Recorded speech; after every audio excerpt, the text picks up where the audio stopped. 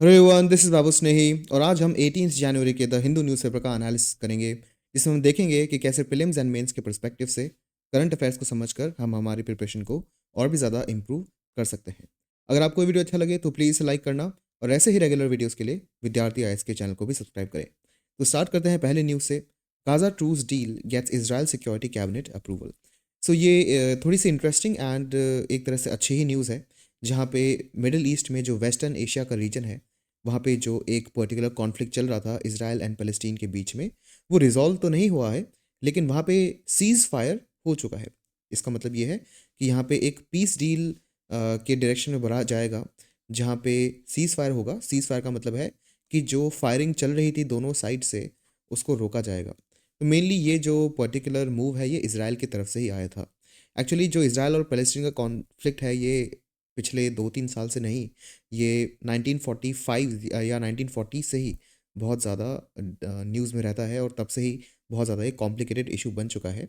Obviously पिछले साल अक्टूबर 7 को जब एक अटैक किया गया इसराइल पर, तब ये वापस रिवाइव होता है। उसके रिस्पॉन्स ने इसराइल ने भी अराउंड 40,000 लोगों को गाज़ा के अंदर उनकी डेथ कॉज करी है। सो द थिंग इज़ कि बहुत ही ज़्यादा ये वायलेंट कॉन्फ्लिक्ट था, जहाँ पे अनफॉर्चुनेटली बहुत सारे इनोसेंट लोगों की डेथ भी हुई थी। सो द थिंग इज़ कि जहाँ पे थोड़ी भी सीज़ फायर डील होती है, तो वो एक थोड़ी सी पॉजिटिव न्यूज़ होती है ह्यूमैनिटी के पर्सपेक्टिव से। इंडिया के पर्सपेक्टिव से देखा जाए तो वर्ल्ड में स्पेशली मिडल ईस्ट, जिसको हम वेस्ट एशिया भी कहते हैं, इस रीजन में जितना पीस होगा उतना बेटर है। इसके बहुत सारे रीजंस हैं। एक तो इंडिया, क्योंकि टोटल जो ग्लोबल साउथ जो हम कहते हैं, ग्लोबल साउथ का मतलब है मेनली जो डेवलपिंग कंट्रीज़ हैं। तो इंडिया डेवलपिंग कंट्रीज़ का एक वॉइस जैसे बनना चाहता है, हम उनका माउथ पीस बनना चाहते हैं। तो अगर डेवलपिंग कंट्रीज़ आपस में थोड़ा पीस मेंटेन करेगी, तभी जाके इंडिया इस पर्टिकुलर टॉपिक को आगे ले जा पाएगा। उसके अलावा वेस्टर्न एशिया एक ऐसा रीजन है जहाँ से बहुत सारा क्रूड ऑयल हम इंपोर्ट करते हैं। बहुत सारे इंडियंस वेस्ट एशिया में रहते हैं और वहाँ पे काम करते हैं। उनकी सेफ्टी के लिए भी, हमारी एनर्जी सिक्योरिटी के लिए भी, मतलब बहुत सारे रीजंस हैं जिनके कारण हमें वेस्ट एशिया के अंदर या मिडिल ईस्ट के अंदर पीस की ज़रूरत है। तो ये काफ़ी अच्छा स्टेप है उस डायरेक्शन में। बट डेफिनेटली ये कोई कॉन्फ्लिक्ट रिजोल्यूशन नहीं है, ये एक तरह से पॉज करा गया है। तो पॉज का मतलब यही होता है कि अनफॉर्चुनेटली शायद फ्यूचर में कभी रिवाइव भी हो। ये चीज़ बहुत टाइम से न्यूज़ में थी और ये रीजन भी काफ़ी टाइम से न्यूज़ न्यूज़ में था, तो इसकी जो ज्योग्राफी है वो पढ़ना बहुत ज़्यादा ज़रूरी हो जाता है हमारे लिए। तो ये इसराइल का एक मैप है। ये जो मैप है, ये 1993 के अंदर एक ऑस्लो अकॉर्ड हुआ था। ठीक है। ऑस्लो अकॉर्ड क्या होता है कि इसके अंदर एक टू स्टेट सोल्यूशन फाइनलाइज हो जाता है। टू स्टेट सोल्यूशन एक ऐसा सोल्यूशन है जिसपे बहुत टाइम से बात हो रही थी। 1993 से पहले भी इस पे काम हुआ है, बट 1993 में इसको ऑफिशियली अडॉप्ट कर लिया जाता है और इंडिया भी टू स्टेट सोल्यूशन को सपोर्ट करता है। तो ये जो आपको मैप दिख रहा है ना अभी, ये एक ऐसा मैप है जहाँ पे जो रेड रीजन्स हैं, ये वो रीजन्स हैं जो कि पैलेस्टीन कंट्री के अंदर आते हैं। तो ये वाला जो रेड रीजन है, इसको गाज़ा बोला जाता है, बट ये भी पैलेस्टीन का ही पार्ट है। और ये वाला जो रेड रीजन है, ये पूरा, ये भी पैलेस्टीन के अंदर ही आता है, लेकिन इसको वेस्ट बैंक बोला जाता है। इसको वेस्ट बैंक क्यों बोला जाता है? देखो, यहाँ पे आपको दो समुद्र या दो छोटे छोटे सीज दिखेंगे। एक यहाँ पे है और एक यहाँ पे है।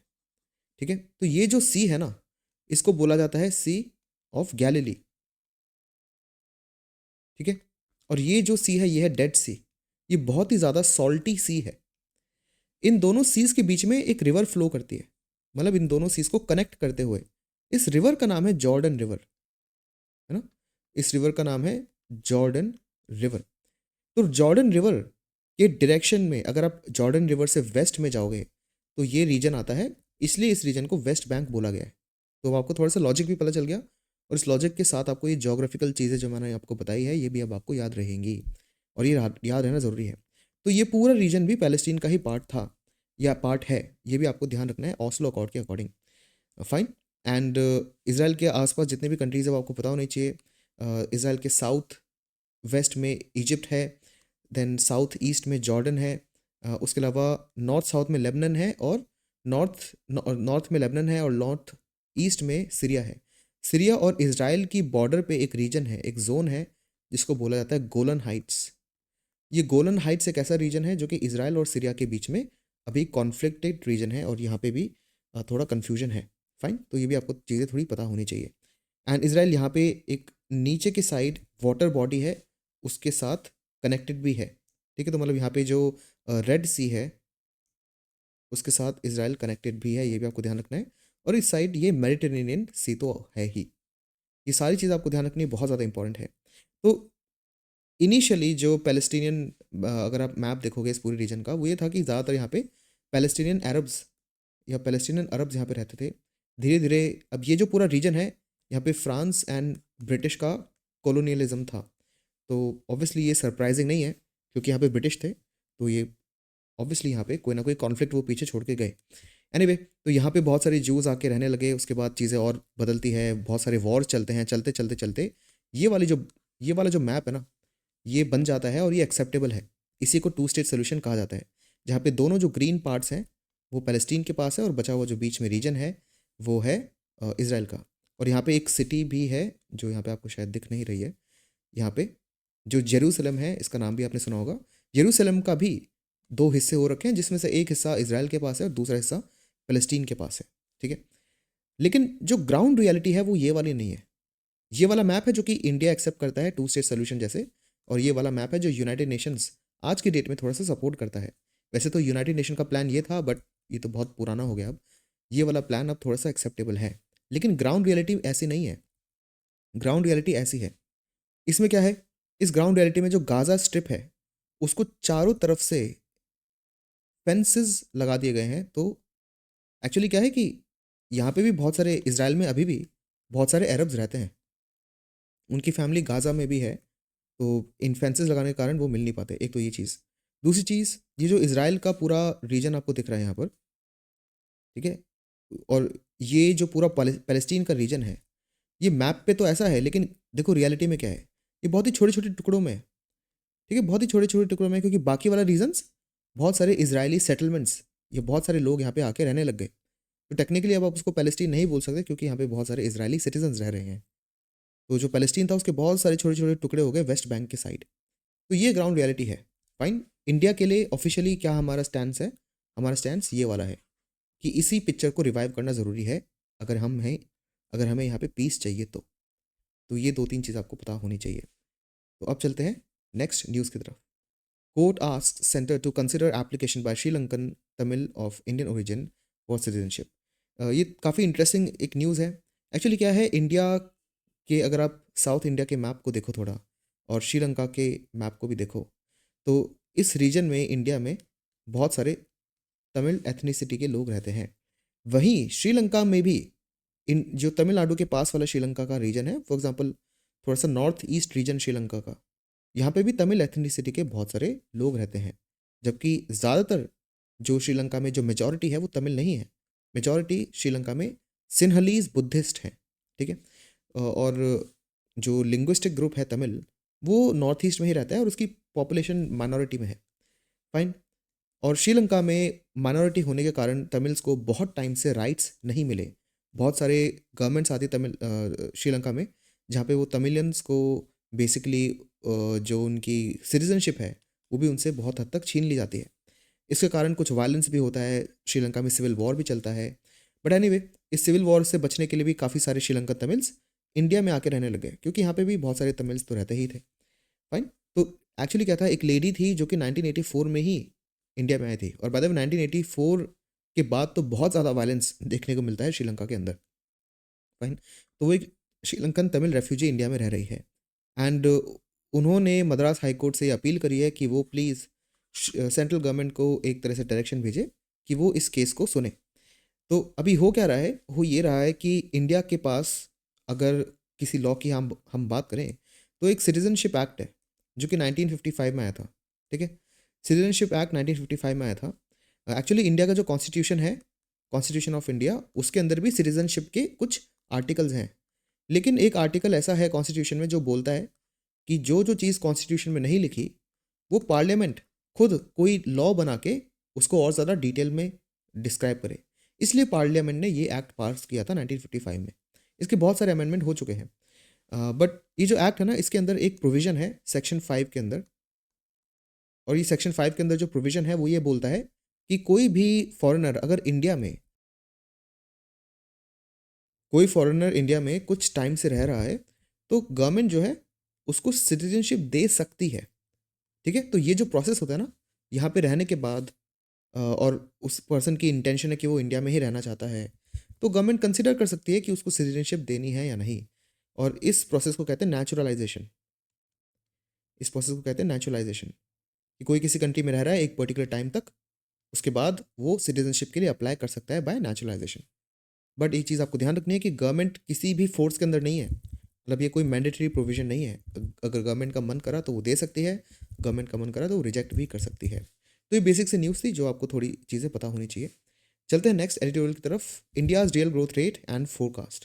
देखो पिछले ऑलमोस्ट, मैं तो मुझे लगता है शायद 10-15 दिन हो गए हैं इकोनॉमी की डिटेल्स को डिस्कस करते हुए, क्योंकि जो रिसेंट इकोनॉमिक डेटा है वो अनफॉर्चुनेटली ज़्यादा अच्छा नहीं आया है। फाइन, तो इसी पर यहाँ पे एक एडिटोरियल भी मेंशन करा है। इसके अंदर ना कुछ ऐसे टर्म्स हैं जो प्रीलिम्स में पूछे गए हैं पहले, तो उनको समझने की हमें अपॉर्चुनिटी मिलती है। बाकी ये जो डिस्कशन है ये हम बहुत बार कर चुके हैं, बट एनीवे आपका ये चीज़ें रिवाइज भी हो जाएगी। तो गवर्नमेंट ने क्या करा है, अभी तो देखो जो फाइनेंशियल ईयर चल रहा है, फाइनेंशियल ईयर चालू होता है अप्रैल से और अगले साल के मार्च तक चलता है। तो 24 के अप्रैल से जो फाइनेंशियल ईयर हुआ है उससे तो देखो अभी ऑलमोस्ट 9 से 10 महीने ही हुए हैं, तो पूरा फाइनेंशियल ईयर तो पूरा नहीं हुआ है अभी। ठीक है, 24 वाला या 24 से 25 वाला जो फाइनेंशियल ईयर है वो भी पूरा नहीं हुआ है। तो गवर्नमेंट ने एक एस्टिमेट निकाला है कि मार्च तक क्या क्या हो सकता है। इस एस्टिमेट से गवर्नमेंट को लगता है कि जो हमारी रियल जीडीपी है वो 6.4% से ग्रो करेगी और हमारी जो नॉमिनल जीडी है वो 9.7% से ग्रो करेगी। तो ये जो एस्टिमेट है गवर्नमेंट का ये कम कर दिया उन्होंने खुद ने ही, क्योंकि 24 का जो फाइनेंशियल ईयर चालू हुआ था तब गवर्नमेंट ने बोला था कि हमारी जीडीपी 6.5 से 7 के बीच में रहेगी, और ये भी बोला था कि 7 के पास ही रहेगी। बट यहाँ पे तो गवर्नमेंट ने अपनी एस्टिमेट को और कम कर दिया। ठीक है, एक तो ये चीज़, और जो नॉमिनल जीडीपी थी ये भी 10 से 11% के बीच में एम था, बट आप देख सकते हो गवर्नमेंट ने रिवाइज करा कि 10 से 11 तो नहीं, हम 9.7 ही शायद अचीव कर पाएंगे। तो ये कुछ चीज़ें हैं जो आपको ध्यान रखनी है, और इससे थोड़ा सा शॉक हमें देखने को मिला। फाइन, तो इसमें दो टर्म्स यहाँ पे मेंशन करे गए हैं, रियल जीडीपी और नॉमिनल जीडीपी। दोनों में डिफरेंस यही होता है कि नॉमिनल जीडीपी तो बेसिक नंबर है जो आपको दिखता है, उसमें से अगर आप इन्फ्लेशन को माइनस कर दोगे तो आपको पता चल जाएगा एक्चुअल जीडीपी इंक्रीज कितनी हुई है, उसको कहते हैं रियल जीडीपी। इसका एग्जांपल मैं बहुत बार दे चुका हूँ, बहुत ही सिंपल एग्जांपल मैं आपको फिर से दे रहा हूँ कि सपोज इस साल आपने 10 कार्स बनाई, अगले साल आपने 11 कार्स बनाई। ठीक है, तो यहाँ पे आपका 10% राइज हो गया, आपकी ग्रोथ कितनी है 10%। लेकिन देखते हैं ये जो 10 कार है ना, आप मान लेते हैं 1 रुपए की बेचते थे, आप 10 कार जो है 1 रुपए की ही बेचते थे। तो मान लेते हैं इस साल आपने 10 कार बनाई, ये दूसरा एग्जाम्पल है, और अगले साल भी आपने 10 कार ही बनाई, मतलब कुछ एक्स्ट्रा कार नहीं बनाई आपने। लेकिन आप एक कार 1 रुपए की बेचते थे, तो मतलब पिछले साल आपने 10 रुपए की गाड़ियाँ बेची, इस साल आपको लगा कि मैं तो 12 रुपए की गाड़ियाँ बेचूंगा। ठीक है, मतलब कार को आप एक एक कार को आप 1.2 रुपीज़ की बेचने लग गए, तो टोटल आपकी कार की कॉस्ट आ गई 12 रुपए की। मतलब पिछले साल आपने 10 रुपए की गाड़ी बेची, इस साल आपने 12 रुपए की गाड़ियाँ बेची। तो ये तो ग्रोथ आपको लग रही है कि भाई ये तो बहुत अच्छी ग्रोथ हो गई, 20% की ग्रोथ। लेकिन गवर्नमेंट डेटा पड़ेगी, आपकी कंपनी के पास आएगी कि भाई आपने 20% की ग्रोथ कैसे अचीव कर ली। फिर आप बताओगे भाई मैं तो 10 रुपए की गाड़ी बेचता था, उसकी मैंने प्राइस बढ़ा दी और 12 की बेचने लग गया। फिर गवर्नमेंट को समझ में आएगा अच्छा आपकी तो ये तो ग्रोथ है ये दिखावे की है। एक्चुअली देखा जाए तो 0% ग्रोथ रेट है, क्योंकि आपने जो प्रोडक्शन है जीडीपी में क्या है, ग्रॉस डोमेस्टिक प्रोडक्ट। तो जो प्रोडक्शन हुआ है वो तो 10 था पिछले साल, इस साल भी 10 है, तो कोई ग्रोथ तो हुई नहीं प्रोडक्शन में, बस आपका जो प्राइस है वो बढ़ गया। ठीक है, तो ये होती है नॉमिनल ग्रोथ, और ये होती है रियल ग्रोथ, जिसमें आप प्राइस को नहीं देखते, आप एक्चुअल प्रोडक्शन को कंपेयर करते हो। तो ये बेसिक डिफरेंस आपको पता होना चाहिए। ठीक है, नाउ जो रिजर्व बैंक ऑफ इंडिया है उसने भी जो अपनी ग्रोथ एस्टिमेट थी दिसंबर में, रिजर्व बैंक ने तो बोला था कि 7% या उसके ऊपर तक रह सकती है हमारी ग्रोथ रेट। बट दिसंबर में अभी एक मॉनेटरी पॉलिसी कमेटी की मीटिंग करी थी रिजर्व बैंक ने, और उन्होंने बोला था कि जो ग्रोथ रेट है वो 6.6% तक रहने वाली है। तो जो गवर्नमेंट की ग्रोथ रेट उन्होंने जनवरी में बताई है वो दिसंबर में जो उनका क्लेम था उससे भी कम उन्होंने बताई है। तो ये अच्छे या पॉजिटिव साइंस नहीं है। बाद में पिछले फाइनेंशियल ईयर में जो हमारी ग्रोथ रेट थी वो 8.2% थी। ठीक है, इसमें जो सबसे बड़ा हिट है वो मैन्युफैक्चरिंग सेक्टर ने लिया है, और ये भी अच्छी न्यूज़ नहीं है। ऐसा क्यों? क्योंकि देखो जॉब्स कहाँ से आएगी, इंडिया में जॉब्स कहाँ से आएगी? गवर्नमेंट जॉब्स इतनी है ही नहीं कि देखो हर साल कितने सारे इंडियंस जॉब मार्केट में एंटर करते हैं। क्या आपको लगता है गवर्नमेंट के पास इतनी नौकरियां हैं कि वो इन सबको एब्जॉर्ब कर पाए? चलो मान लेते हैं कि गवर्नमेंट के सारे डिपार्टमेंट्स रेगुलरली और टाइमली जॉब्स और वैकेंसीज को फुलफिल कर रहे हैं।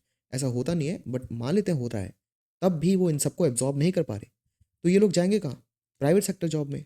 ठीक है, अब प्राइवेट सेक्टर जॉब में भी अब दो इंडस्ट्री बचती है। ठीक है, मतलब तीन इंडस्ट्री बच गई, ये भी देख लेते हैं। एक तो प्राइमरी सेक्टर आ गया, जिसमें हो गई बेसिकली माइनिंग हो गई, फिर एग्रीकल्चर हो गया। अब एग्रीकल्चर माइनिंग सेक्टर में लोगों को जाना नहीं है, तो फिर बचा सर्विस सेक्टर। सर्विस सेक्टर एक ऐसा सेक्टर है जिसके अंदर मशीन्स भर भर के लोगों को रिप्लेस कर रही है, बहुत तेज़ी से मशीन लोगों को रिप्लेस कर रही है। इसका सिंपल सा एग्जांपल है कि पहले एक एक इंसान बैठता था। बहुत ही सिंपल एग्जांपल आपको मैं दे रहा हूँ कि आपको कोई चीज़, आपके पास एक पेपर है, आपको इस पेपर की कॉपी करानी है, तो आप क्या करोगे? एक फ़ोटो कॉपी शॉप पे जाओगे, वहाँ पे जो पर्सन है, वो क्या करेगा? आपका पेपर जो है उसको फ़ोटो कॉपी करके आपको दे देगा, है ना? तो इस इंसान की ज़रूरत तो पड़ी। अब ऐसा भी नहीं है, अब आप अपने घर में प्रिंटर ले आओ और आपको क्या करना है? आपका फ़ोन तो बहुत अच्छा है, आपके फ़ोन का कैमरा भी अच्छा है, तो आप घर पे ही अपने डॉक्यूमेंट को स्कैन करके अपने प्रिंटर से उसको प्रिंट करा लिया। तो इस इंसान की जॉब गायब, है ना? तो सर्विस सेक्टर में जॉब रिप्लेसमेंट बहुत तेज़ी से हो रहा है। मतलब वहाँ पे पैसा बहुत है, लेकिन जॉब नहीं है। सर्विस सेक्टर में इंडिया में जॉबलेस ग्रोथ हो रही है, तो यहाँ पे भी जॉब नहीं है, तो जाएँगे कहाँ? सेकेंडरी सेक्टर, जिसमें मैन्युफैक्चरिंग आता है। और मैन्युफैक्चरिंग ही एक ऐसा इकलौता सेक्टर रहता है जहाँ पे इतने बड़े लेवल पे जॉब मार्केट में जॉब मार्केट में जो नए लोग आ रहे हैं उनको एब्जॉर्ब करा जा सकता है। लेकिन अगर इसी मैन्युफैक्चरिंग सेक्टर की भी ग्रोथ रेट पिछले साल जो 9.9% थी, गिर के 5.3% रह जाती है, तो it is again a bad sign. ठीक है, अब आपको समझ में आ रहा है कि भाई यहाँ पे हमने मैन्युफैक्चरिंग सेक्टर को सिंगल आउट क्यों करा है।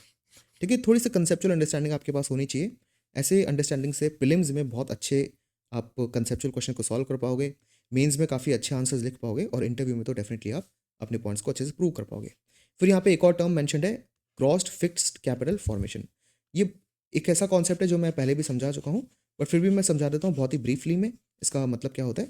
देखो सिंपल सी बात है, अगर आप अपना पैसा खर्च करते हो और आपने कोई आइसक्रीम खरीद ली, ठीक है, और आपने उसको खा लिया, तो जो आपने 10 रुपए की आइसक्रीम खरीदी, क्या आपने उस आइसक्रीम को खरीदने के बाद आइसक्रीम से कोई पैसे बनाए? नो, वो तो आपने कंज्यूम कर लिया ना। जो आपने आइसक्रीम खरीदी आपने उसको कंज्यूम कर लिया, स्टोरी खत्म हो गई वहीं पे। लेकिन सपोज आप यहाँ पे कोई ऐसी मशीन खरीदते, मशीन क्या, सपोज आपने कोई प्रिंटर खरीदा, आपने एक प्रिंटर खरीदा 1000 रुपए का, और उस प्रिंटर को यूज़ करके आपने बहुत सारे प्रिंट करे और जिसके बदले आपने पैसे कमाए, और इस 1000 रुपए के आपने 2000 रुपए कम बढ़ा लिए, अगले महीने आपने 10,000 रुपए कमा लिए। ठीक है, तो हो क्या रहा है? ये जो प्रिंटर है, इससे क्या हुआ? इसमें आपने पैसा लगाया और इससे आपने पैसा बनाया। तो ये जो प्रिंटर है, क्या ये सेम परचेज है आइसक्रीम जैसे? नहीं, क्योंकि आइसक्रीम को तो आपने कंज्यूम कर लिया, लेकिन प्रिंटर ने आपकी मदद करी है पैसा बनाने में। तो प्रिंटर क्या है? कैपिटल है। तो ये आपको पता होना चाहिए। वहीं आपने कोई ज़मीन खरीदी, इस ज़मीन पे आपने बहुत खेती कर ली, तो ज़मीन आपकी कैपिटल है। इस ज़मीन पे आपने बिल्डिंग बनाई और बिल्डिंग में आपने बिजनेस खोल लिया, तो ज़मीन भी आपकी कैपिटल है, बिल्डिंग भी कैपिटल है। ठीक है, आपने कोई फ़ोन खरीदा गेम्स खेलने के लिए, तो वो आपकी कैपिटल नहीं है। आपने फ़ोन खरीदा बिजनेस चलाने के लिए ही सिर्फ, तो वो आपकी कैपिटल बन गई। मतलब इंटेंशन, कोई भी चीज़, किसी भी चीज़ में पैसा लगाने की इंटेंशन क्या होती है, उससे पता चल जाता है कि आपने जो खर्चा करा है ये कंजम्पशन एक्सपेंडिचर है या फिर कैपिटल एक्सपेंडिचर है। ठीक है, अब आपको समझ में आ गया कि कैपिटल फॉर्मेशन मतलब कि हर साल मान लेते हैं एक पूरी कंट्री में 100 बहुत ही एक्सपेंसिव मशीन थी, तो इस साल कितनी मशीन बढ़ गई? तो ये मतलब आपने एक नया कैपिटल, न्यू कैपिटल कंट्री में ऐड कर दिया, है ना? पिछले साल 100 मशीन थी, इस बार 112 मशीन हो गई इस साल। तो क्या हो गया? कैपिटल फॉर्म हो गया, नया कैपिटल आ गया ना, नई मशीन्स आ गई, तो इसको कहते हैं कैपिटल फॉर्मेशन। तो सिंपल सी अब आपको समझ में आ गई चीज़ कि कैपिटल फॉर्मेशन ज़रूरी है। जिस कंट्री में ज़्यादा कैपिटल फॉर्मेशन होती है, उस कंट्री की पैसे बनाने की कैपेसिटी और ज़्यादा बढ़ जाती है, सिंपल। और फिक्स्ड कैपिटल क्या होता है? फिक्स्ड कैपिटल मतलब जो एक जगह रहे, ज़मीन हो गई, बहुत बड़ी मशीन हो गई, ये सब फिक्स्ड कैपिटल। ये बहुत ही बेसिक कॉन्सेप्ट है, एक बार अगर आप समझ जाते हो ना तो बहुत ईजी होता है। तो हमारा जो कैपिटल फॉर्मेशन रहा है ना इन 3-4 सालों में, वो 33% के अराउंड रहा है, जो बुरा तो नहीं है बट बेटर होना चाहिए अगर हमें 8% के ऊपर ग्रोथ मेंटेन रखनी है तो। ठीक है। उसके अलावा इस आर्टिकल में एक और टर्म मेंशन्ड है, इंक्रीमेंटल कैपिटल आउटपुट रेशो। ये भी बहुत इंटरेस्टिंग एक कॉन्सेप्ट है। ऐसे कॉन्सेप्ट्स पे प्रीलिम्स में पिछले साल तो नहीं बट पिछले कुछ टाइम पे क्वेश्चन आ चुके हैं। इसका क्या मतलब है? ये भी बहुत सिंपल कॉन्सेप्ट है, बहुत ही सिंपल। इसका बेसिकली मतलब है कि आपको कितने पैसे लगाने हैं एक जीडीपी बढ़ाने के लिए। मतलब जीडीपी मतलब कोई प्रोडक्शन। सपोज आप कार बनाते हो, ठीक है, आपने 100 कार बनाई इस साल, अगले साल आपने 101 कार बनाई, तो आपने कितनी कार बना ली एक्स्ट्रा? 1। ठीक है, तो जीडीपी कितनी बढ़ गई? एक 1 यूनिट जीडीपी बढ़ गई। इस जीडीपी को बढ़ाने के लिए आपने कितना पैसा लगाया? इस एक कार को लगाने के लिए आपको कितना पैसा लगा, वो यहाँ से पता चलता है। ठीक है, सपोज आपको 6,000 तो कम हो गए, मान लेते हैं आपको 2 लाख रुपए लगे इस एक्स्ट्रा कार को बनाने के लिए। ठीक है, तो यही जो आउटपुट रेशो, इसमें क्या है? Capital output ratio. तो कैपिटल पहले लिखा है, आउटपुट बाद में लिखा है। आउटपुट मतलब जीडीपी, कैपिटल मतलब ऑब्वियसली जो भी मशीन या पैसा। तो आपने कितना पैसा लगाया अपॉन जीडीपी कितनी बढ़ गई। सिंपल। अगर जीडीपी एक बढ़ी है और आपने 2 लाख रुपए बनाए, 2 लाख रुपए लगाए हैं, तो ये आपका कैपिटल आउटपुट रेशो आ गया। लेकिन अगले साल कार बनाने में आपको बहुत पैसा लग गया। सपोज जो कार बनाने वाला मैकेनिक है आपसे बहुत ज़्यादा पैसा ले रहा है, ज़मीन पे जो आप रेंट देते हो अपनी फैक्ट्री की, वो रेंट बढ़ गया, तो ये भी बढ़ जाएगा। मतलब 3 लाख रुपए अगले साल आप लगा के एक कार बना पा रहे हो, तो ये क्या हो गया? जो पहले 2/1 था अब वो 3/1 हो गया। सिंपल। तो ये जो रेशियो है ये तो बढ़ गया ना। इस रेशियो की वैल्यू क्या है? 2। इस रेशियो की वैल्यू 3। मतलब कैपिटल आउटपुट रेशियो जब भी बढ़ रहा है, इसका क्या मतलब है? इसका मतलब ये है कि ज़्यादा कैपिटल चाहिए वही जीडीपी प्रोड्यूस करने के लिए जो पिछले साल कम पैसे लगा के ही वही जीडीपी प्रोड्यूस हो रही थी। तो कैपिटल आउटपुट रेशियो बढ़ना कोई अच्छी बात नहीं होती, बुरी बात होती है। कि अगर कैपिटल आउटपुट रेशियो ज़्यादा है मतलब बहुत ज़्यादा पैसा लगाना पड़ेगा, तब जाके कुछ ना कुछ जीडीपी बढ़ेगी। और अगर कैपिटल आउटपुट रेशियो कम है मतलब थोड़ा बहुत ही आपने पैसा लगाया और जीडीपी बढ़ गई। तो ये बहुत ही इंटरेस्टिंग कॉन्सेप्ट होते हैं। और इंडिया का जो इंक्रीमेंटल कैपिटल आउटपुट रेशियो है वो 5 से ऊपर रहा है। अब ये जो मतलब है इसका 5 का क्या मतलब है, इतना डिटेल में जाने की ज़रूरत नहीं है, बट कंसेप्चुअली आपको पता होना चाहिए ये ICOR होता क्या है। ठीक है, ये बेसिक अंडरस्टैंडिंग आपको होनी चाहिए। चलते हैं अब। हाँ, और ये जो ICOR है 5, ये काफ़ी ज़्यादा है मतलब, और इसलिए जो हमारी ग्रोथ रेट है जो 6.4 के अराउंड है, तो ये ऑब्वियस है। ICOR अगर कम होता, ठीक है, तो उससे क्या होता? कम कैपिटल से ही हम ज़्यादा जीडीपी अटेन कर पाते, तो शायद हमारी जो ग्रोथ रेट है वो भी ज़्यादा होती। तो इन जनरल अगर आपको ये जानना है कि इंडियन इकोनॉमी की फीचर क्या है, तो जो capital gross fixed capital formation है, इसकी रेट मॉडरेट है, कम तो नहीं है बट मॉडरेट है। और जो कैपिटल आउटपुट रेशियो है वो थोड़ा सा ज़्यादा है कंट्री में। तो कैपिटल आउटपुट रेशियो को कम होना चाहिए और ग्रॉस फिक्स्ड कैपिटल फॉर्मेशन को ज़्यादा होना चाहिए। आई रियली होप कि ये जो कंसेप्चुअल अंडरस्टैंडिंग है आपकी, जो मैंने अब तक एक्सप्लेन करा ना, वो थोड़ी इंप्रूव हुई है उससे। अगर नहीं हुई है तो प्लीज़ आई रिकमेंड कि एक बार पॉज करके इसको फिर से सुनो। आई गारंटी आपकी ये चीज़ें बहुत ज़्यादा क्लियर हो जाएंगी, क्योंकि ये बहुत इंपॉर्टेंट है और इन कॉन्सेप्ट से बहुत क्वेश्चंस आते हैं प्रीलिम्स में, डिफरेंट डिफरेंट एग्जाम्स में। Next particular article, government plans to make India hub for mobility sector. देखो अब हमारा एम क्या है कि हमें सारी चीज़ों को रिवैम्प करने की ज़रूरत है, स्पेशली जब हम फॉसिल फ्यूल से दूर जा रहे हैं और रिन्यूएबल एनर्जी के क्लोज आ रहे हैं। तो यहाँ पे एक बेसिकली एक बहुत बड़ा एक फेस्टिवल चल रहा है ऑटोमोबाइल इंडस्ट्री का, जहाँ पे ये बोला गया है कि जो इंडिया का टारगेट है वो make in India and make for the world. ये टैगलाइन है ना, आप थोड़ी सी याद रख लो, क्योंकि मैन्युफैक्चरिंग का कोई क्वेश्चन आता है ना मेंस में, तब आप इस टैगलाइन को कहीं ना कहीं यूज़ कर सकते हो। Make in India and make for the world. Suppose manufacturing का कोई ऐसा क्वेश्चन आया जहाँ पे आपने पूरे आंसर में लिखा है कि हम अच्छा परफॉर्म नहीं कर रहे, तो एंड में जब आप सोल्यूशन दोगे तब आप ये लिखोगे कि हमें मैन्युफैक्चरिंग को इस तरह से अलाइन करना है ताकि मेक इन इंडिया भी हो पाए और India make for the world भी कर पाए। ठीक है, तो ये काफ़ी इंटरेस्टिंग है। एनीवे, तो 11 लाख करोड़ रुपीज़ जो है एलोकेशन करे गए हैं इंफ्रास्ट्रक्चर स्पेंडिंग पे इसी पिछले बजट में ही। ठीक है, उसके अलावा PM गति शक्ति प्रोग्राम चल रहा है। PM गति शक्ति प्रोग्राम क्या है? बेसिकली इसमें 16 मिनिस्ट्रीज साथ में आई है और मल्टी मोडल कनेक्टिविटी की बात की गई है। अब मल्टी मोडल कनेक्टिविटी क्या होता है? बहुत ही सिंपल है।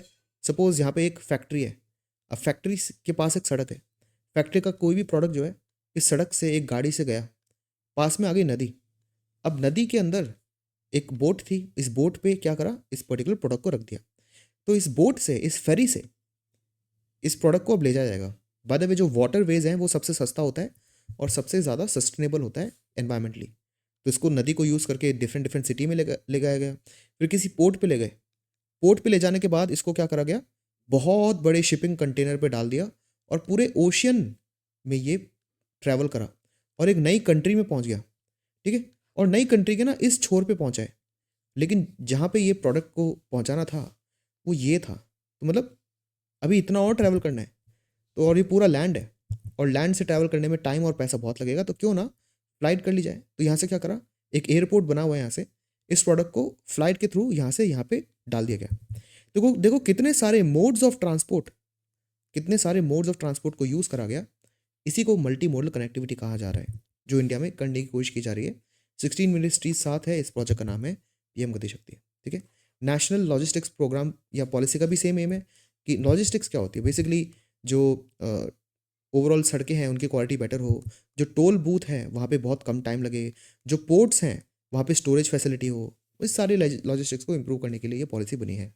PM also listed initiatives aimed at initiatives aimed at advancing electric mobility. Electric mobility पे तो अभी हम काम कर रहे हैं, लेकिन इंडिया में जो इलेक्ट्रिसिटी का, इलेक्ट्रिक व्हीकल्स का इंफ्रास्ट्रक्चर अभी थोड़ा कम है।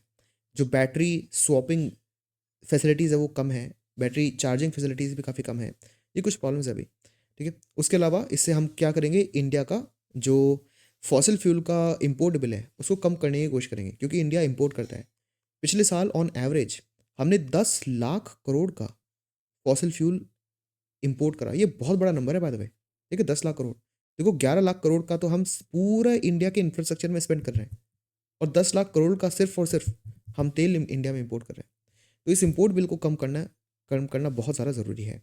ठीक है, उसके अलावा नेशनल इलेक्ट्रिक मोबिलिटी मिशन भी चल रहा है इन चीज़ों के लिए। देन ग्रीन हाइड्रोजन मिशन पे भी फोकस किया जा रहा है। हाइड्रोजन को जब आप जलाते हो तो कोई पोल्यूशन नहीं निकलता, कोई कार्बन नहीं निकल रहा, कोई पार्टिकुलेट मैटर नहीं निकल रहा। तो ये काफ़ी एक सस्टेनेबल फ्यूल हो सकता है। चलते हैं नेक्स्ट न्यूज़ की तरफ। Threats in gulf of Aden and red sea could increase. ये डिफेंस मिनिस्टर ने भी कहा है। एक्चुअली यही वेस्ट एशिया वाला रीजन आता है। ये मैप पे देखना बहुत ज़रूरी है। तो यहाँ पे इंडिया है, इधर आप आओगे तो यहाँ पे अरेबियन सी आता है। बाय द वे यहाँ पे एक सोकोत्रा आइलैंड है जो बहुत इंपॉर्टेंट है। इसके अंदर ना बहुत ही रैंडम और बहुत ही ज़्यादा एग्जॉटिक ट्रीज़ आपको देखने को मिलते हैं। तो ऐसे ना किसी रैंडम एग्जामिनेशन के प्रीलिम्स में क्वेश्चन आया था कि बहुत ही एग्जॉटिक ट्रीज़ वेस्ट एशिया के या फिर मिडल ईस्ट के किस आइलैंड में मिलता है, तो उसका नाम सोकोत्रा है। प्लीज़ आप गूगल पे जाना और उसकी इमेज देखना एक बार, बहुत इंटरेस्टिंग है। और ये यमन की टेरिटरी के अंदर आता है, जो यमन यहाँ पर है। फाइन। और ये रेड सी है। यहाँ पे ऊपर के साइड मैंने आपको बताया था स्टार्टिंग में कि इजराइल यहाँ से कनेक्टेड है। देन ऑब्वियसली लेस्ट यहाँ पे सूडान है, सऊदी अरेबिया है, एरिट्रिया है, जिबूती है। जिबूती एक ऐसी कंट्री है जिसके अंदर चाइना का एक मिलिट्री बेस भी है। ठीक है, उसके अलावा यहाँ पे गल्फ ऑफ एडन है। देन ये जो देखो, और एडन कहाँ है, एडन भी यमन में एक सिटी है, इसलिए इसका नाम गल्फ ऑफ एडन है। उसके अलावा यहाँ पे एक छोटी सी वाटर बॉडी है जिसका नाम है बाब एल मंदेब स्ट्रेट। ठीक है, तो ये एक बहुत ही छोटा सा स्ट्रेट है और इसका नाम क्या है, बाब एल मंदेब। ये भी आपको नाम पता होना चाहिए। ये पूरा सोमालिया है। यहाँ पे सोमाली लैंड अलग से लिखा है क्योंकि ये एक ऐसी टेरिटरी है जो कि सोमालिया से अलग होना चाहती है, वरना तो खैर अभी फिलहाल तो ऑफिशियली ये पूरा ही सोमालिया है। तो ये चीज़ आपको ध्यान रखनी है। यहाँ पे सोमालिया के होने के कारण बहुत सारे सोमाली पायरेट्स अटैक करते हैं यहाँ पे। और ये एक ऐसा रीजन है जहाँ पे बहुत सारा ऑयल ट्रैवल होता है, बहुत सारा ऑयल ट्रैवल होता है। बहुत सारे इंडियंस भी ना इस रूट को यूज़ करके इन कंट्रीज़ में काम करने जाते हैं। तो द थिंग इज़ कि इंडियंस की सेफ्टी के लिए, इंडिया के एनर्जी सिक्योरिटी की सेफ्टी के लिए इस पूरे रीजन की सेफ्टी बहुत ज़रूरी है। तो ये चीज़ यहाँ पे बोली गई है कि यहाँ पे जो थ्रेट्स हैं वो बढ़ सकती हैं फ्यूचर में। चलते हैं नेक्स्ट न्यूज़ की तरफ। लोकपाल ऑर्डर्ड प्रोब इन 24 केसेस। ये बहुत ज़्यादा इंपॉर्टेंट एक आर्टिकल आया है एंड काफ़ी अच्छा आर्टिकल है। एंड क्योंकि लोकपाल के ऊपर प्रीलिम्स में भी क्वेश्चन बन सकता है, मेंस में भी बन सकता है, इन चीज़ों के बारे में आपको डिटेल में पता होना चाहिए। तो लोकपाल क्या है, एक ओम्बड्समैन है। एक बहुत ही सिंपल क्वेश्चन आपसे, आपको पता ही है कि अगर पुलिस हमें, हम पर नज़र रख रही है तो पुलिस पर नज़र कौन रख रहा है? अगर गवर्नमेंट हम पे नज़र रखती है तो गवर्नमेंट पे नज़र कौन रख रहा है? तो ओम्बड्समैन उन पे नज़र रखता है। इसलिए ओम्बड्समैन को बनाया जाता है। यही लोकपाल है। तो लोकपाल क्या करता है, पूरी गवर्नमेंट पे, चाहे वो कोई ग्रुप डी का ऑफिसर हो, चाहे वो प्राइम मिनिस्टर हो, सबके अगेंस्ट केसेस ये ओम्बड्समैन सुन सकता है, इसलिए इसको रखा गया है यहाँ पे। ठीक है, इन्हीं को लोकपाल बोला गया है। बाय द वे, प्रॉब्लम क्या हुई, लोकपाल एक्ट आता है 2013 में, और 2013 में आता है, फिर 2014 में उसको फाइनली पास करा जाता है। उससे 13 की बात करें, अगर 13 में आया था तो आज उसको 12 साल हो चुके हैं। ठीक है, 12 साल में सिर्फ 24 केसेस में इन्वेस्टिगेशन हुई है। कितने? 24। और सिर्फ 6 केसेस में प्रोसिक्यूशन चालू हुआ है। मतलब इसका जो रिटर्न और इन्वेस्टमेंट है लोकपाल बनने के बाद, वो बहुत ही कम है। सिर्फ 24 इन्वेस्टिगेशंस, जिसमें से भी सिर्फ 6 केसेस जहाँ पे प्रोसिक्यूशन हुआ है, सिर्फ 6 केसेस में फाइनली प्रोसिक्यूशन हुआ है पिछले 12 सालों में। तो इसकी इफेक्टिवनेस से बहुत ज़्यादा क्वेश्चन उठ रहा है, तो ये आपको पता होना चाहिए। ठीक है, और बाय द वे, ये इंडिया की पहली एंटी करप्शन बॉडी थी, वो तो खैर है ही, लेकिन बहुत टाइम से तो ये फंक्शन ही नहीं कर रही थी। मतलब 2013 में ये एक्ट आता है, 14 में पास होता है, और 2019 तक कोई लोकपाल ही नहीं था। इसके आने के 5 साल तक तो कोई लोकपाल था ही नहीं। तो 19 में तो पहली बार लोकपाल का अपॉइंटमेंट हुआ था। ठीक है, तो ये बहुत बड़ी प्रॉब्लम है। Lokpal has rejected. अब ऐसा क्यों है कि इतने ही केसेस को यहाँ पे कि यहाँ पे इन्वेस्टिगेशन हुई है, क्योंकि लोकपाल ने 90% केसेस को रिजेक्ट ही कर दिया, ये बोल के कि जो कंप्लेंट फाइल की गई है वो करेक्ट फॉर्मेट में नहीं है। और ये ना बहुत बड़ी फ्रस्ट्रेशन है। फ्रस्ट्रेशन क्यों है? आपने आरटीआई के बारे में सुना होगा, राइट टू इन्फॉर्मेशन। किसी भी गवर्नमेंट डिपार्टमेंट की बैकग्राउंड डिटेल जानने के लिए आप आरटीआई फाइल कर सकते हो। और आरटीआई जब आया था तब बहुत सारे लोग खुश थे, लेकिन तुरंत बहुत सारी प्रॉब्लम्स आनी चालू हो गई कि गवर्नमेंट के डिफरेंट डिपार्टमेंट्स इन्फॉर्मेशन देना नहीं चाहते। तो वो किस बहाने से देना मना करते हैं, यही बोल के कि आपने जो इन्फॉर्मेशन मांगी है और जिस फॉर्मेट में मांगी है ना, वो फॉर्मेट अच्छा नहीं है, तो दोबारा एप्लीकेशन लिखो, दोबारा आरटीआई फाइल करो। जबकि गवर्नमेंट को पता है वो क्या मांगना चाहते हैं, बट फिर भी वो बार बार गवर्नमेंट के डिपार्टमेंट से ही प्रॉब्लम कर रहे थे। लोकपाल में भी सेम चीज़ देखी गई। फॉर्मेट का बहाना देखे 90% जो फाइल्स थी, क्लेम्स थे, उनको रिजेक्ट कर दिया गया। ठीक है, तो टेक्निकली देखो 2320 कंप्लेंट्स को रजिस्टर कराया गया। ठीक है, जिसमें से 3% कंप्लेंट्स प्राइम मिनिस्टर के अंदर अगेंस्ट थी। 21% कंप्लेंट जो है वो जो ऑफिसर्स हैं या फिर जो ब्यूरोक्रेट्स हैं, सिविल सर्वेंट्स हैं, उनके अगेंस्ट थी। 35% कंप्लेंट्स डिफरेंट डिफरेंट चेयरपर्सन के अगेंस्ट थी, लेकिन 90% जो कंप्लेंट्स थी उनको रिजेक्ट कर दिया गया। तो ये डेटा आपको पता होना चाहिए। ये जो डेटा है कि किस पोस्ट के अगेंस्ट कितनी कंप्लेंट्स थी, ये याद रखने की ज़रूरत नहीं है, लेकिन ये 90% वाला फिगर आपके पास होना चाहिए। जो लोकपाल एंड लोकायुक्त एक्ट आया था 2023 में, लोकपाल जो है वो सेंट्रल गवर्नमेंट के ऑफिशियल्स के लिए है, और लोकायुक्त स्टेट गवर्नमेंट के लिए। काम दोनों सेम ही करते हैं। इस एक्ट के अंदर ये लिखा है कि जब से, इनका एक सेक्शन है 53, कि जब से कोई करप्शन का एक्ट हुआ तो उसके 7 सालों के अंदर एक ना एक कंप्लेन आपको दर्ज करनी पड़ेगी। अगर 7 साल हो गए तो वो जो करप्शन की डिटेल है वो दोबारा आप या वो जो केस है वो आप फाइल नहीं कर सकते। ठीक है, ये आपको ध्यान रखना है। एंड देखो 2019 तक तो कोई भी लोकपाल इलेक्ट ही नहीं हुए थे। 2019 में पहले बार होते हैं, जिनका नाम था जस्टिस पीसी घोष, इनका नाम आपको याद रखना है। उसके बाद 2022 में ये रिटायर हो जाते हैं। ठीक है, फिर 22 में रिटायर होने के 2 साल और लगते हैं, 2 साल एक्स्ट्रा और लगे एक और नए लोकपाल को इलेक्ट करने के लिए, जिनका नाम है एएम खानविलकर। ये नाम भी आपको याद रखना है। फाइन। तो लोकपाल ने, जैसे मैंने आपको बताया कि 24 केसेस में इन्वेस्टिगेशन चालू करी है, तो लोकपाल खुद जाके तो इन्वेस्टिगेट नहीं करता। Lokpal central vigilance commission and CBI को इंस्ट्रक्शन देता है लोकपाल के बिहाफ पे इन्वेस्टिगेशन करने के लिए।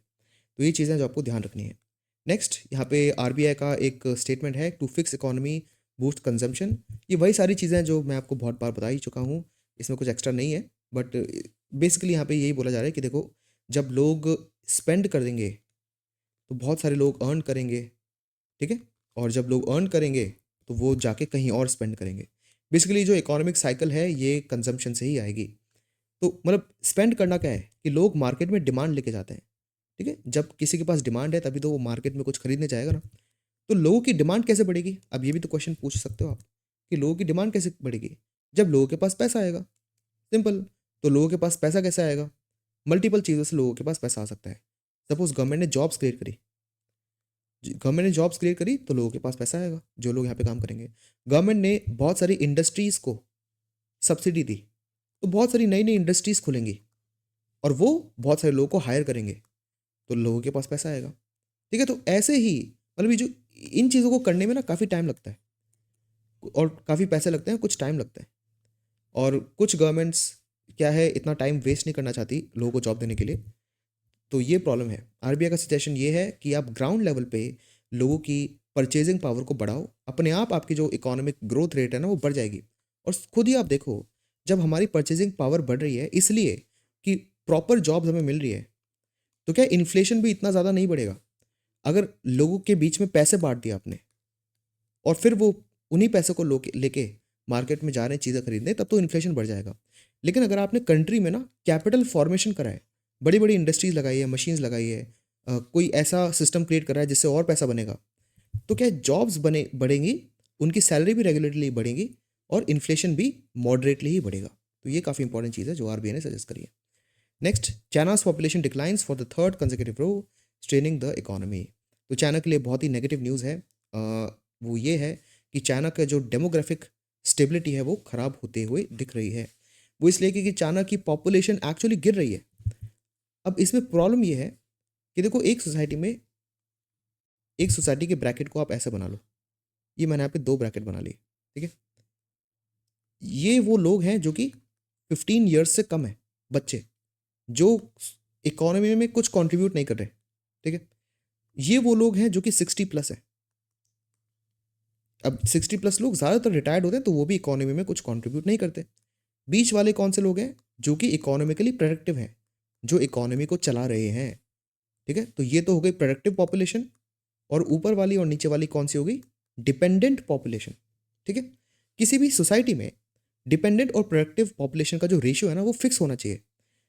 अगर किसी कंट्री में बर्थ रेट बहुत कम हो गई, बर्थ रेट बहुत कम हो गई, यहाँ पे तो चाइना की पॉपुलेशन ही बहुत डिक्रीज हो रही है, ठीक है, बर्थ रेट कम है, बर्थ रेट इज लो, लेकिन इस कंट्री की हेल्थ फैसिलिटीज इतनी अच्छी है कि जो ओल्ड एज लोग हैं ना वो बहुत लंबा जी रहे हैं, तो डेथ रेट भी कम हो गई। मतलब बर्थ रेट बहुत कम हो गई, डेथ रेट बहुत कम हो गई, तो 2 प्रॉब्लम्स होती है। बर्थ रेट कम होने से जो पॉपुलेशन ओवरऑल है वो डिक्रीज होना चालू होती है। उसके अलावा भी और प्रॉब्लम होती है कि जो अंडर 15 लोग हैं वो शायद थोड़े से कम हो जाए, ठीक है। लेकिन ये जो लोग प्रोडक्टिव पॉपुलेशन में थे ना, अब ये इन लोगों की तो एज बढ़ेगी ना, तो ये लोग ऊपर ट्रांसफर होते जाएंगे, है ना। जो बीच वाले प्रोडक्टिव एज में लोग थे 15 से 60, वो उनकी उम्र भी तो बढ़ेगी, वो भी तो 60 प्लस हो जाएंगे। लेकिन जो 60 प्लस थे उनकी डेथ भी नहीं हो रही, तो यहाँ पे तो ऐड होते जा रहे हैं वो। इसके कारण क्या होता है, जो डिपेंडेंट पॉपुलेशन है उनकी साइज बहुत बढ़ जाती है। देखो यहाँ पे जो डिपेंडेंट पॉपुलेशन है ना वो बहुत बढ़ गई, और जो बीच में प्रोडक्टिव पॉपुलेशन थी वो बहुत ही ज़्यादा श्रिंक हो गई, बहुत ही ज़्यादा श्रिंक हो गई। तो ये प्रॉब्लम यहाँ पे चाइना को फेस करनी पड़ सकती है, और पड़ रही है अगर उनकी पॉपुलेशन गिर रही है तो।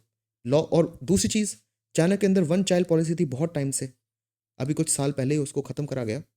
1 चाइल्ड पॉलिसी थी, लेकिन जो चाइना की सोसाइटी थी वो बहुत पेट्रियार्कल थी। तो क्या हुआ, 1 चाइल्ड पॉलिसी के कारण अगर उनकी डॉटर हुई तो वहाँ पे उसको किल कर दिया गया, फीमेल इन्फेंटिसाइड हुआ बहुत ज़्यादा, और बचा कौन, सन। इसलिए चाइना का जो सेक्स रेशियो है वो भी बहुत ज़्यादा स्क्यू हो गया, मेल्स के फेवर में बहुत ही ज़्यादा स्लोप हो गया। तो ये कुछ प्रॉब्लम्स वहाँ पे आ रही है।